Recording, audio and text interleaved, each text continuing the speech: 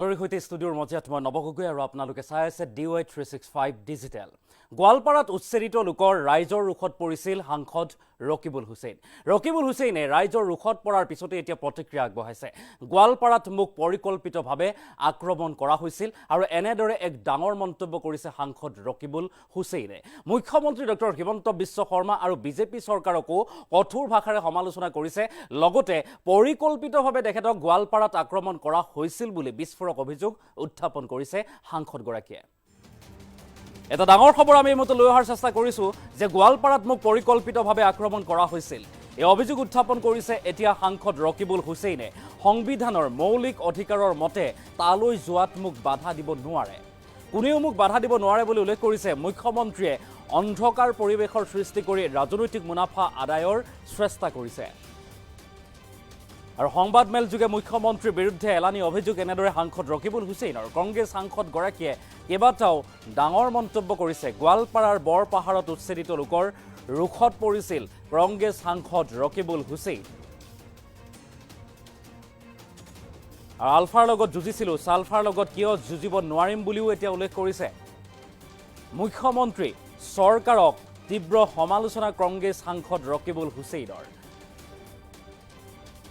আৰু উত্তেজিত ৰাইজে পহু খেদা দিছিল ৰকিবুল হুছেইনসহ কংগ্ৰেছ বিধায়কক। কংগ্ৰেছ বিধায়ক আৰু ৰকিবুল হুছেইনক পহু খেদা দিছিল। সাংসদগৰাকীৰ গাড়ীত বোকা শিলগুটি নিক্ষেপ কৰিছিল উত্তেজিত লোকে। যেহেতু উচ্ছেদ চলোৱা হৈছিল আৰু তাৰ পাছত সেই ঘটনাস্থলীত উপস্থিত হৈছিল, তেতিয়াই ৰকিবুল হুছেইন গো বেক ধ্বনিৰে গোৱালপাৰাৰ বৰপাহাৰত উচ্ছেদিত কৰিছিল প্ৰতিবাদ। ৰকিবুল হুছেইনক ৰাইজে খেদাৰ পিছতে মুখ্যমন্ত্ৰীও প্ৰতিক্ৰিয়া আগবঢ়াইছিল। মুখ্যমন্ত্ৰী ডক্টৰ হিমন্ত বিশ্ব শৰ্মাই কৈছিল, ধুবুৰী, গোৱালপাৰা, নগাঁও সকলোতে খেদা খায় ৰকিবুল হুছেইনে।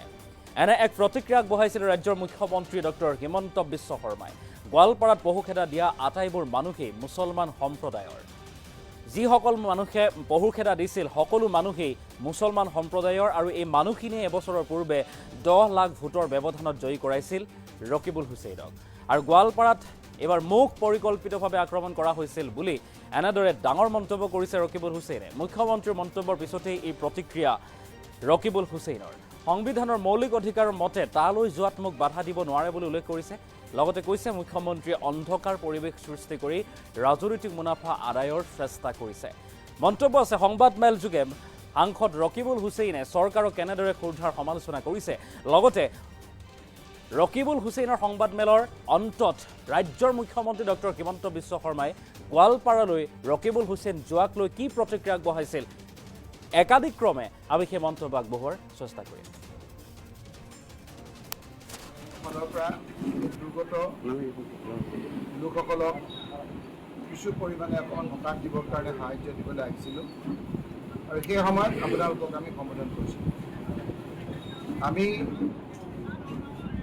ৰিলিফ বিতৰণ কৰাৰ পাছত আমি যেতিয়া তাৰ পৰা আপোনালোককো সম্বোধন কৰি তাৰ পৰা গুচি আহোঁ, সেই সময়তে পিছফালৰ পৰা আমাৰ শেষৰ ফালৰ গাড়ীত কেইজনমানে বোকা আৰু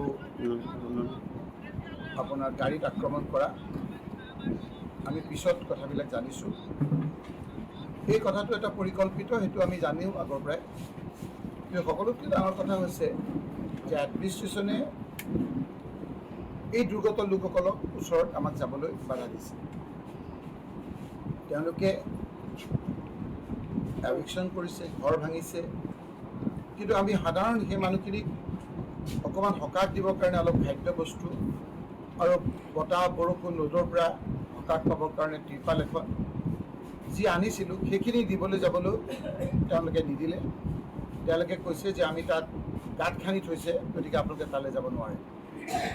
সেয়েহে আমি তাৰ কাষতে মানুহসকলক মাতি আনি কিছু বিতৰণ কৰি আৰু সেইসকল দুৰ্গত লোকৰ প্ৰতিনিধিসকলক আমি যিখিনি ৰিলিফ বস্তু আনিছিলোঁ সেইখিনি বিতৰণ কৰিবৰ কাৰণে আমি দায়িত্ব দি তাৰ পৰা প্ৰস্থান কৰাৰ পাছত এতিয়া মই আপোনালোকৰ টিভিত দেখিলোঁ, আপোনালোকৰ ভিডিঅ'ত দেখিলোঁ যে কেইজনমানে বোকা আৰু আপোনাৰ এখন দুখন গাড়ীত আক্ৰমণ কৰিছে। যদি ভুক্তভোগী লোক হ'লহেঁতেন আমি তাত একো বেয়া নাপাওঁ, কাৰণ আপোনাৰ এই সময়খিনিত মানুহে অকণমান মনটো বেয়া থাকে, যাৰ ঘৰ ভাঙি গম পায়। কিন্তু এইটো এটা পৰিকল্পিত এটা আপোনাৰ আক্ৰমণ। এই কথা বতৰাবিলাকত আমি অকণো সচকিত নহয়। আপোনালোকে ফটোখিনি চালেই গম পাব যে মাত্ৰ 15জন ল'ৰা 14-15জন ল'ৰাই আহি তাত হুলস্থুল কৰিছে। পিছত ওচৰৰ মানুহে কিনাৰত চাই আছে, আপোনালোকে ছবিত চাব যে সেইখিনি বাধা দিছে।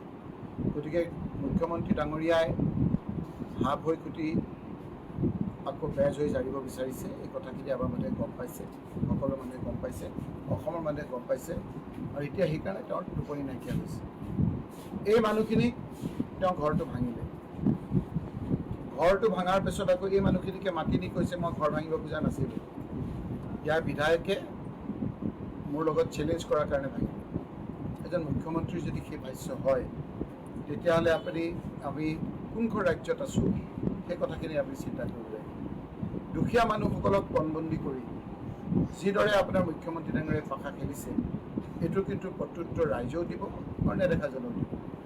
গতিকে আপোনালোকৰ যোগেদি আমি কৈছোঁ যে গোটেই কথা বতৰাবিলাক কি কাৰণে ভাঙিলে। এতিয়া আমি শুনিছোঁ হাছিনা বিলত যিজনৰ নামত বিল হৈছে সেইজনো বোলে মুখ্যমন্ত্ৰীৰ কাষৰ মানুহ।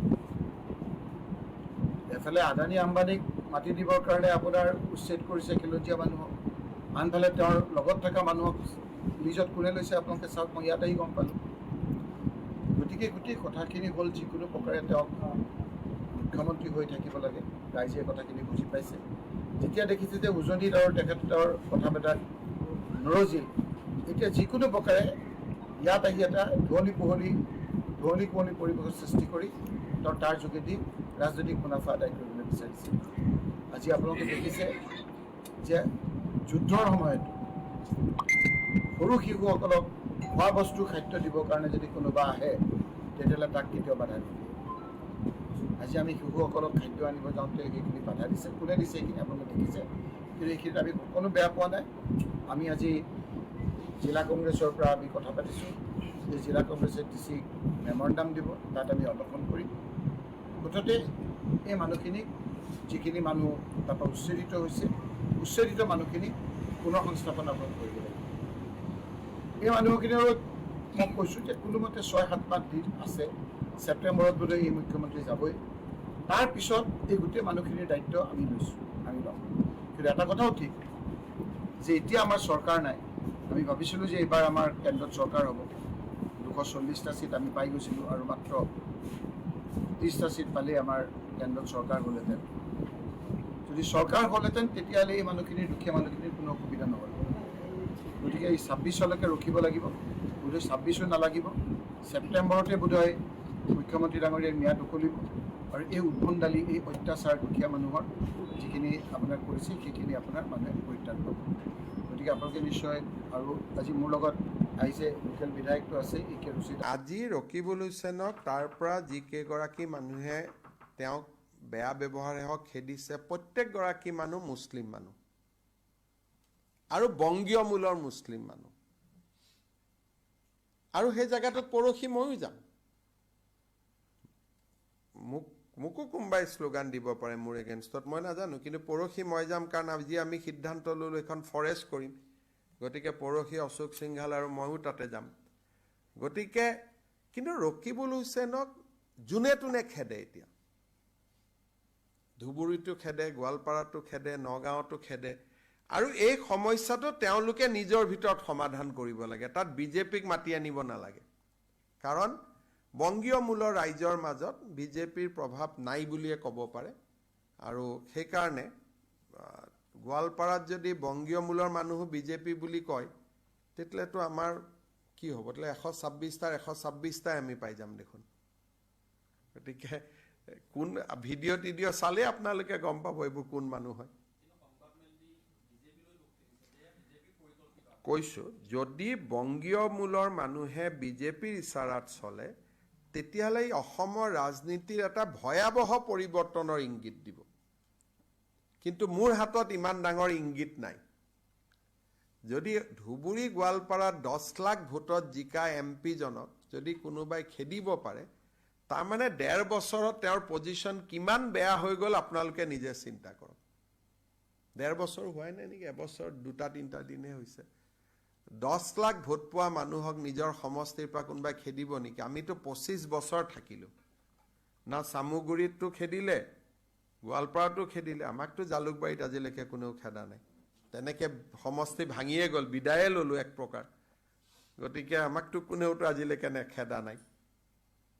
কংগ্ৰেছেও নেখেদে আনকি সমষ্টিৰ কংগ্ৰেছ মানুহখিনিও ভোট নিদিলেও ভাল পায়, আমাক নেখেদে অন্তত। গতিকে তেনেকৈতো পাৰেই কৰিলোঁ। আজি ৰকিবুল হুছেইনক তাৰ পৰা যিকেইগৰাকী মানুহে তেওঁক বেয়া ব্যৱহাৰে হওক খেদিছে, প্ৰত্যেকগৰাকী মানুহ মুছলিম মানুহ আৰু বংগীয় মূলৰ মুছলিম মানুহ। আৰু সেই জেগাটোত পৰহি ময়ো যাম। মোকো কোনোবাই শ্লোগান দিব পাৰে মোৰ এগেইনষ্টত, মই নাজানো, কিন্তু পৰহি মই যাম। কাৰণ আজি আমি সিদ্ধান্ত ল'লোঁ এখন ফৰেষ্ট কৰিম। গতিকে পৰহি অশোক সিংঘাল আৰু ময়ো তাতে যাম। গতিকে কিন্তু ৰকিবুল হুছেইনক যোনে তোনে খেদে। এতিয়া ধুবুৰীটো খেদে, গোৱালপাৰাটো খেদে, নগাঁৱতো খেদে। আৰু এই সমস্যাটো তেওঁলোকে নিজৰ ভিতৰত সমাধান কৰিব লাগে, তাত বিজেপিক মাতি আনিব নালাগে। কাৰণ বংগীয় মূলৰ ৰাইজৰ মাজত বিজেপিৰ প্ৰভাৱ নাই বুলিয়ে ক'ব পাৰে। আৰু সেইকাৰণে গোৱালপাৰাত যদি বংগীয় মূলৰ মানুহো বিজেপি বুলি কয়, তেতিয়াহ'লেতো আমাৰ কি হ'ব? তেতিয়াহ'লে 126টাৰ 126টাই আমি পাই যাম দেখোন। গতিকে কোন ভিডিঅ' টিডিঅ' চালে আপোনালোকে গম পাব এইবোৰ কোন মানুহ হয়। কৈছোঁ, যদি বংগীয় মূলৰ মানুহে বিজেপিৰ ইচাৰাত চলে, তেতিয়াহ'লে এই অসমৰ ৰাজনীতিৰ এটা ভয়াৱহ পৰিৱৰ্তনৰ ইংগিত দিব। কিন্তু মোৰ হাতত ইমান ডাঙৰ ইংগিত নাই। যদি ধুবুৰী গোৱালপাৰাত 10 লাখ ভোটত জিকা এমপিজনক যদি কোনোবাই খেদিব পাৰে, তাৰমানে 1.5 বছৰত তেওঁৰ পজিশ্যন কিমান বেয়া হৈ গ'ল আপোনালোকে নিজে চিন্তা কৰক। 1.5 বছৰ হোৱাই নাই নেকি, এবছৰ 2-3 দিনহে হৈছে। 10 লাখ ভোট পোৱা মানুহক নিজৰ সমষ্টিৰ পৰা কোনোবাই খেদিব নেকি? আমিতো 25 বছৰ থাকিলোঁ। না চামুগুৰিতটো খেদিলে, গোৱালপাৰাটো খেদিলে, আমাকতো জালুকবাৰীত আজিলৈকে কোনেও খেদা নাই। তেনেকৈ সমষ্টি ভাঙিয়ে গ'ল, বিদায়ে ল'লোঁ এক প্ৰকাৰ। গতিকে আমাকতো কোনেওতো আজিলৈকে নেখেদা নাই। কংগ্ৰেছেও নেখেদে আনকি সমষ্টিৰ কংগ্ৰেছ মানুহখিনিও ভোট নিদিলেও ভাল পায়, আমাক নেখেদে অন্তত। গতিকে তেনেকৈ